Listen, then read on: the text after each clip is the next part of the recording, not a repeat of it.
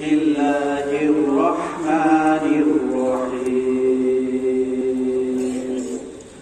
রব্বি জিদনি ইলমা রব্বি ইশরাহ লি সাদরি ওয়া ইয়াসসির লি আমরি ওয়াহলুল উকদাতাম মিন লিসানি ইয়াফকাহু قولي وبك نستعين يا مستعان উপস্থিত সকলকে আমার সশ্রদ্ধ সালাম। আসসালামু আলাইকুম ওয়া রাহমাতুল্লাহ।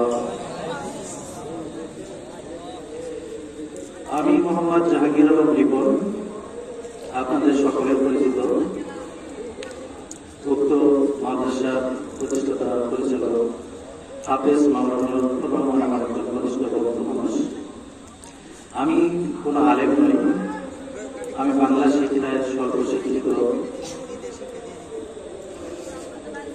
অসংখ্য ভুলের মধ্যে নিমজ্জিত আল্লাহর প্রতি নগণ্য এক বান্দা, যাদের সম্পর্কে আল্লাহ বলেছেন আল্লাহুম তাকাসুর, প্রাচুর্যের প্রতিযোগিতায় তোমাদেরকে ভুলিয়ে রেখেছে।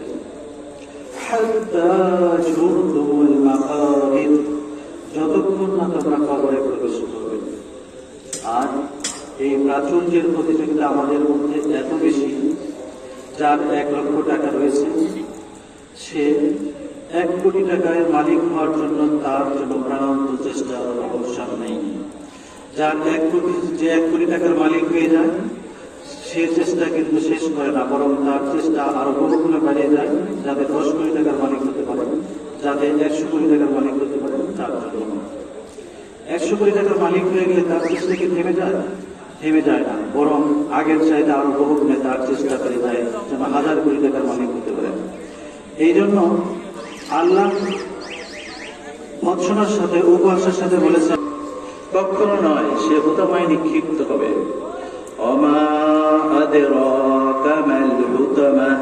সে কি জানে হুতামা কি? তা হচ্ছে আল্লাহর প্রজ্বলিত আগুন। এই যে আল্লাহর প্রজ্বলিত আগুনের ভয়ও আমাদেরকে যেন সম্পদের প্রাচুর্যের প্রতিযোগিতা থেকে নিবৃত করতে পারে না, তাই নিবৃত করতে পারে না। তাই মানুষ হচ্ছে তার উপর অর্পিত ফরজ দায়িত্ব, আল্লাহর তরফ থেকে যে ফরজ দায়িত্ব কালেমা, নামাজ, রোজা, হজ, যাকাত, সে ভুলে যায় পিতামাতার সাথে কি সম্পর্ক, পিতামাতার কি অবদান, পিতামাতার প্রতি কি কর্তব্য, সে ভুলে যায় আত্মীয় স্বজনের সাথে কি রকম সম্পর্ক, তাদের কি অধিকার, সে ভুলে যায়। আমরা সবাই ভুলে যাই কিভাবে প্রতিবেশীর সাথে আচরণ করতে হবে, ভুলে যাই। অথচ রাসূল সাল্লাল্লাহু আলাইহি ওয়াসাল্লাম বলেছেন, ক্বালা রাসূলুল্লাহ সাল্লাল্লাহু আলাইহি ওয়াসাল্লাম রিদার রাব্বি ফি রিদাল ওয়ালিদাইন, পিতামাতার সন্তুষ্টি আল্লাহর সন্তুষ্টি। তাহলে পিতামাতার সন্তুষ্টি হলে আল্লাহ সন্তুষ্ট হবে, পিতামাতা অসন্তুষ্টি হলে আল্লাহ অসন্তুষ্টি হবে। قال رسول الله صلى الله عليه وسلم لا يرحم الله من لا يرحم الناس, আল্লাহ তাকে সহায় করেন না, তাকে সাহায্য করেন না যে অপরকে সাহায্য করেন না, যে অপর মুসলিম বা অপর ভাইকে বা অপর মানুষকে সাহায্য করেন না। অথচ আমরা প্রাচুর্যের প্রতিযোগিতায় আমরা ভুলে যাই সবার প্রতি কর্তব্য। তাই আল্লাহ বিভিন্ন সময় আমাদেরকে সতর্ক করার জন্য বিভিন্ন সতর্ক বাণী কোরআনের মধ্যে অন্তর্ভুক্ত করেছেন, যাতে করে আমরা তা দেখে শিক্ষা গ্রহণ করি, সতর্ক করি। এমনি এক সতর্ক বাণী যেমন যখন মুহাম্মদ সাল্লাল্লাহু আলাইহি ওয়াসাল্লামের স্ত্রীগণ যখন তারা দাবি করলেন সম্মিলিতভাবে যে আমরা 1 দিন 2 দিন 3 দিন চুলায় জ্বলে না, আমরা এত কষ্ট করে কেন থাকবো, আনসার মুহাজির সাহাবীদের স্ত্রীদের মতো আমরাও তো অধিক ভরণ পোষণ পেতে পারি।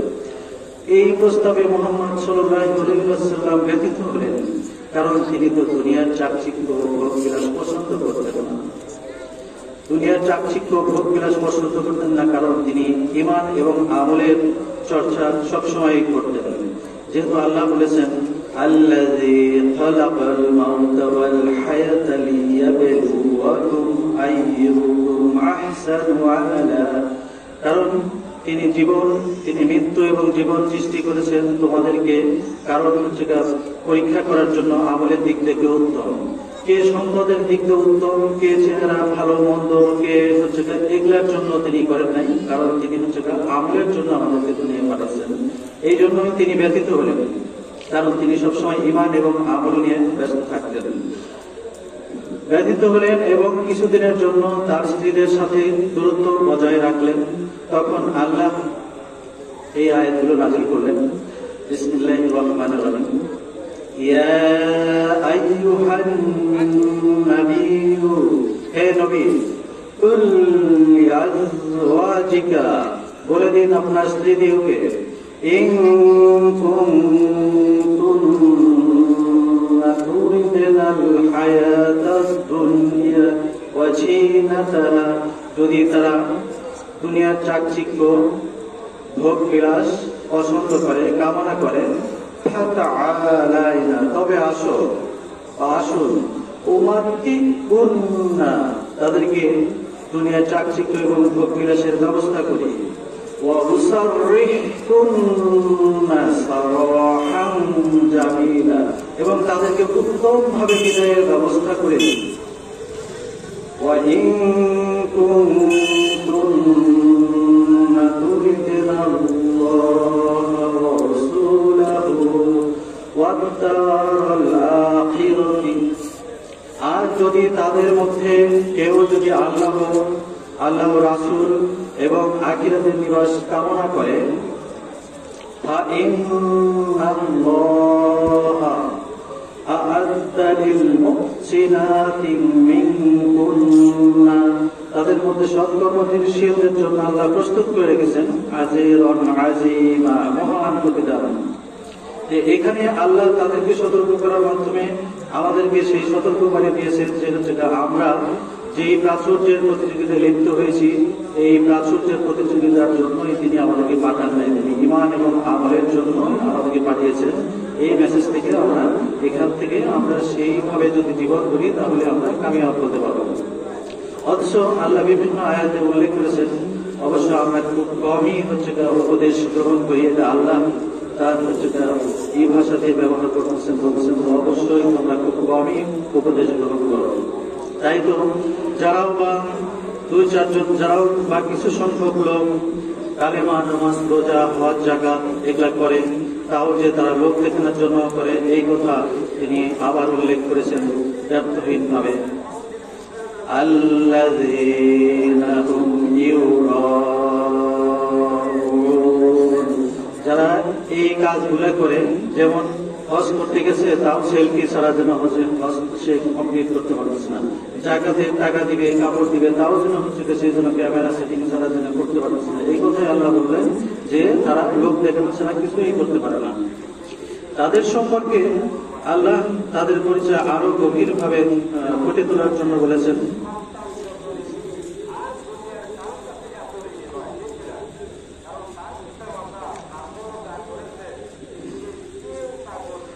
وَمِنَ النَّاسِ مَن يَقُولُ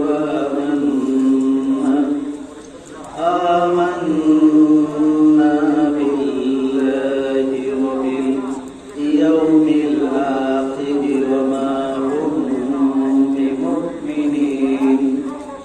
কিছু মানুষ আছে যারা মুখে বলে ঈমান এনেছি আল্লাহর উপর এবং আখিরাতের উপর, কিন্তু তারা মুমিন নয়, এটা আল্লাহ বলেছেন।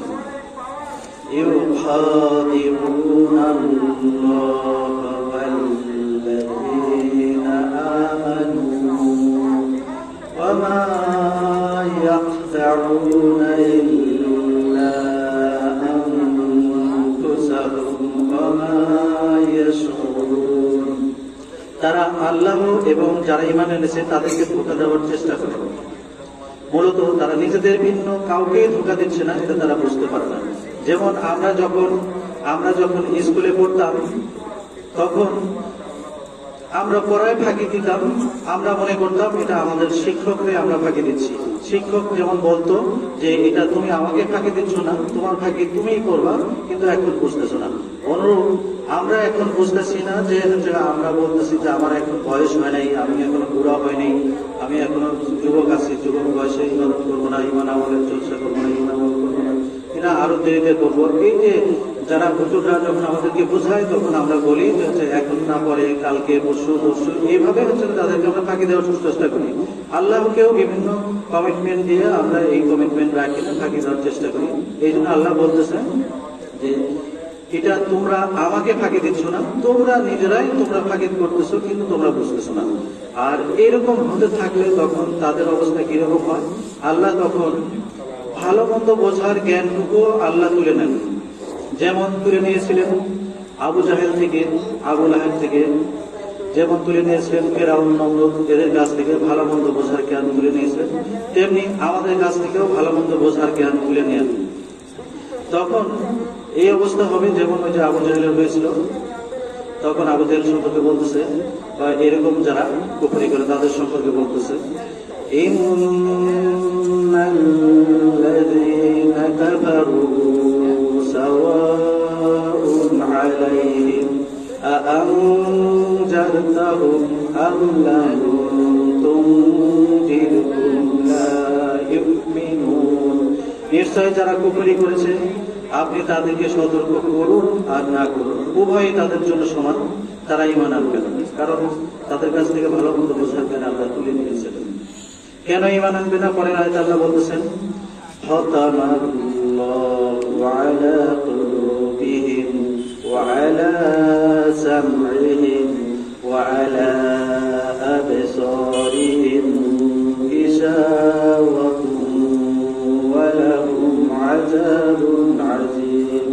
কারণ আল্লাহ তাদের অন্তর এবং কানে মোহর লাগিয়ে দিয়েছেন, তাদের চোখে রয়েছে পর্দা, তাদের জন্য রয়েছে মহা আযাব। আর যখন তাদের কানে এবং চোখে পর্দা হয়ে যায় তখন তাদের এই অবস্থা হয়, তাদের হৃদয়ে এবং কানে যখন পর্দা লাগানো দেওয়া হয়, চোখে যখন হৃদয়ে যখন থাকে তখন তাদের এই অবস্থা হয়, তখন তারা আল্লাহকে বাদ দিয়ে মানুষের আল্লাহর সৃষ্টিকে উপাস্য রূপে গ্রহণ করে, তারা ভ্রান্ত পথে চলে যায়। তখন আল্লাহ তাদের সম্পর্কে বলতেছেন, আফাহাসিবাল্লাযীনা কাফারু আন ইয়াত্তাখিযু ইবাদী মিন দুনি আউলিয়া। তোমরা কি যাও আমার পরিবর্তে, যারা কুফরি করছো তারা কি আমার পরিবর্তে, আল্লাহ বলতেছেন তোমরা যারা কুফরি করছো তারা কি আমার পরিবর্তে আমার সৃষ্টি বান্দাদেরকে উপাস্য রূপে গ্রহণ করছো? এটা আল্লাহ কতটুকু ব্যতীত অবস্থা থেকে সে এটা বলতে পারে। এবং তারপরে বলতেছেন, ইন্না আ'তাদনা জাহান্নামা লিল কাফিরিনা নুজুলা। নিশ্চয় যারা কুফরি করেছো কাফের তাদের জন্য আপ্যায়নের জন্য প্রস্তুত করে রেখেছি জাহান্নাম। আর জাহান্নামে কি দিয়ে আপ্যায়ন করবে এটা আমরা তো সবাই ভালো করে জানি। যখন জাহান্নামে বাসীর যখন দীর্ঘকাল জাহান্নামে থাকবে, তাদের ক্ষুধা পিপাসায় যখন সে জর্জরিত হবে, দীর্ঘকাল পরে যখন ক্ষুধায় যখন সে খাবার যাবে তাকে দেওয়া হবে জাহান্নাম নামের গুল্ম কাটাময় বিষাক্ত পদার্থ, যা খেলে যেমন নতুন করে সাদা শুরু হয়ে যায়। আর যখন দুনিয়ার চাইতে 70 গুণ বেশি দগ্ধ আগুনের মধ্যে থেকে যখন পিপাসার্ত হবে তখন তাদেরকে আপ্যায়ন করবে কি দিয়ে? ওই জাহান্নামবাসীর পুষ এবং রক্ত মিশ্রিত দুর্গন্ধময় পদার্থ দিয়ে আপ্যায়ন করবে। এইভাবে এই জাহান্নামবাসীকে আপ্যায়ন করা হবে, সেটা উল্লেখ করেছেন। পরের আয়াতে যদি দেখি, ইল্লাল্লাযীনা আমানু ওয়া আমিলুস সালিহাত। ওইসব ব্যক্তি ক্ষতিগ্রস্তদের দলে নয়, তখন চিন্তা করলাম যে পরিকল্পনা করলাম কিভাবে ক্ষতিগ্রস্ত দল থেকে বের হওয়া যায়। তখন ওই যে মোহাম্মদ সাল্লাল্লাহু আলাইহি ওয়াসাল্লামের ওই হাদিস অনুযায়ী ওই অনুযায়ী পরিকল্পনা করলাম। আমি ব্যক্তিগতভাবে যে আমি দুনিয়াবী কাজের পরিমাণ, যেখানে আমি নিজেও বিজনেস করি, রুদ্র ভাই ইতিমধ্যেই বলছে, আমার কাজের পরিমাণ যেখানে 8 থেকে 10 ঘন্টা করতাম, সেখানে আমি 2 থেকে 3 ঘন্টায় চলে আসলাম দুনিয়াবী কাজ, যাতে আমি পরিপূর্ণ দিনের পথে থেকে দুনিয়াবী কাজ করতে পারি। তার জন্য আলহামদুলিল্লাহ আল্লাহ আমার পারিশ্রমিক কমায়নি, পারিশ্রমিক দিকে রেখেছেন, বরং বাড়িয়ে দিয়েছেন। পরিকল্পনা করলাম, তখন দেখে আল্লাহ এই আয়াত বলতেছেন,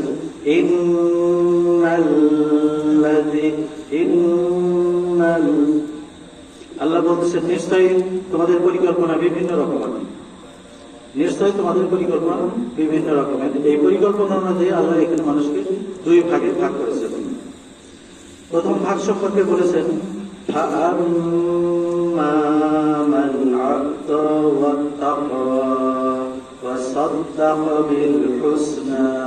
প্রথম দল সম্পর্কে বলেছেন যারা আল্লাহ এবং আল্লাহ রাসূলের নির্দেশিত পথে ব্যয় করবে, তাকে অবলম্বন করবে এবং আল্লাহ এবং আল্লাহ রাসূলের আদর্শের পথে, ইসলামের পথে, ইসলামের যাবতীয় বিধিবিধানগুলোকে স্বাচ্ছন্দ্যে গ্রহণ করবে, তাদের সম্পর্কে বলতেছেন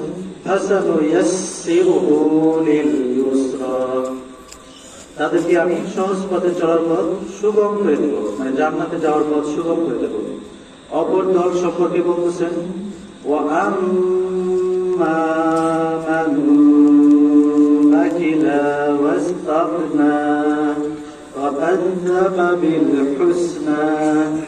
যারা আল্লাহ এবং আল্লাহ রাসূলের নির্দেশিত পথে ব্যয় করতে কার্পণ্য বোধ করবে, তাকে অবলম্বন করবে না, নিজেকে স্বয়ং সম্পূর্ণ মনে করবে, আল্লাহ তাদের সম্পর্কে বলতেছেন আমি তাকে কঠিন পথে চলার পথ সুগম করে দেব, তাদেরকে জাহান্নামে চলার পথ সুগম করে দেব। তাহলে আমরা দেখলাম এক দলকে আল্লাহ সহজ পথে চলার পথ সুগম করে দিচ্ছে, আর এক দলকে আল্লাহ জাহান্নামে যাওয়ার পথ, কঠিন পথে চলার পথ সুগম করে দিচ্ছে। তাই এই সম্পর্কে রাসূল সাল্লাল্লাহু আলাইহি ওয়াসাল্লাম বলেছেন, আমরা প্রত্যেকেই নিজ নিজ কাজ করে যাচ্ছি, আমরা তাই করি যা করার জন্য আল্লাহ আমাদের সৃষ্টি করেছেন। এর মধ্যে উত্তম সেই ব্যক্তি যে উত্তম ব্যক্তিকে আদর্শরূপে গ্রহণ করে এবং তা করে সেই কাজ করে সে মজা পায়, আর ক্ষতিগ্রস্ত সেই ব্যক্তি যে ক্ষতিগ্রস্ত ব্যক্তিকে অনুসরণ করে এবং সেই কাজগুলো, সে যে কাজগুলো করে সেই কাজগুলো করে সে মজা পায়। পরের আয়াতে আমরা যদি দেখি,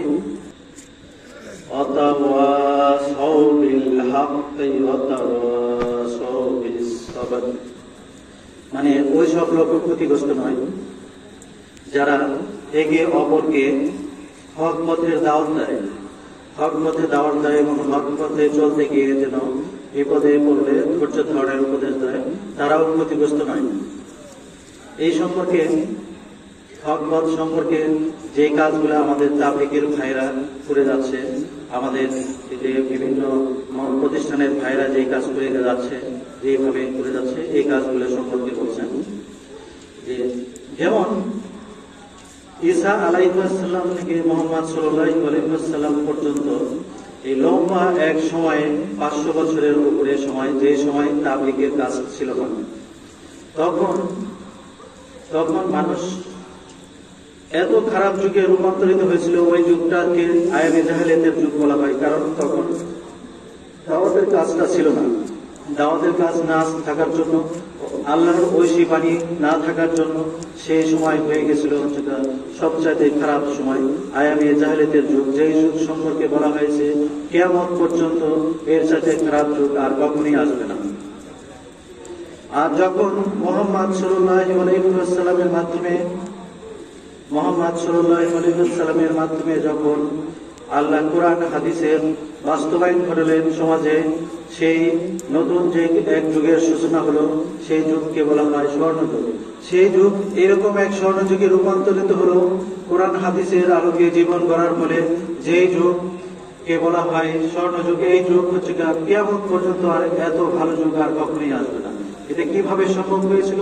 এটা শুধু কোরআন এবং হাদিসের আলোকে জীবন গড়ার জন্য, পরিবার, সমাজ, দেশ, পৃথিবী গড়ার জন্য সেই যুগ স্বর্ণযুগে রূপান্তরিত হয়েছিল। আজও যদি আমরা কোরআন হাদিসের আলোকে পরিবার, সমাজ, দেশ যদি গড়ার চেষ্টা করি, যদি সেটাকে যদি আমরা ফলো করি, তাহলে হয়ে উঠবে সেই স্বর্ণযুগ।